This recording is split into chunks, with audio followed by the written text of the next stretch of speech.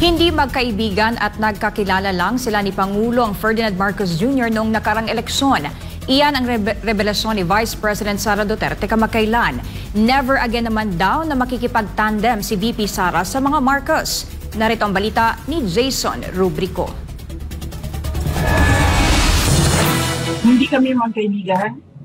Unang-una.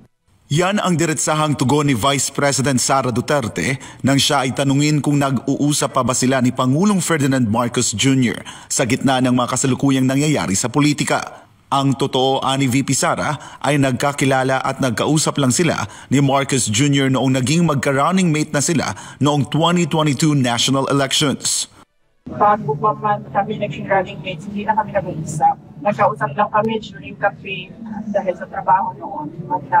Ang kaibigan ko talaga si Senator Amy Marcos. Dagdag pa ni Vice President Sara na hindi na sila nag-uusap ni Marcos Jr. simula noong magbitiw siya bilang kalihim ng Department of Education.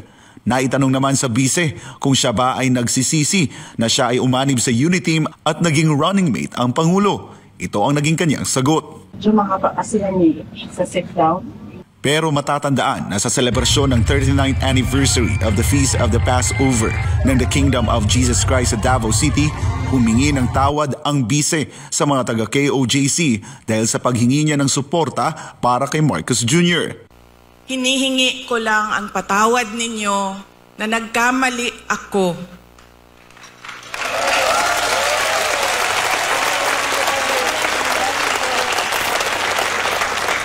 Nagkamali ako sa paghingi ng tulong at suporta niyo para kay Pangulong Bongbong Marcos.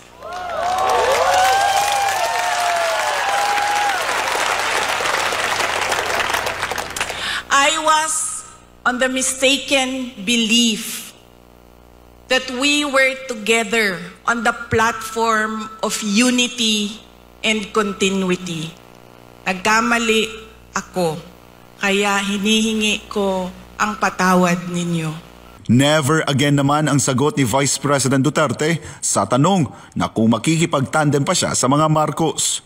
Pero sa tingin kaya ni Vice President Duterte ay may kumpas ni Marcos Jr. ang mga ginagawa ng Kamara laban sa kanya? Mamili ko sagutin niya na kasi sarcastic yung sagot ko niya. Sa papalapit naman na 2025 midterm elections, hindi tatakbo si VP Sara at siya ay magpapahinga. Pero may plano na kaya ang pangalawang Pangulo sa 2028 elections? Kung sasabi ako, matatakbo ako sa fourth quarter ng 2026. Para sa Diyos at sa Pilipinas kumahal, ako si Jason Rubrico, SM9 News.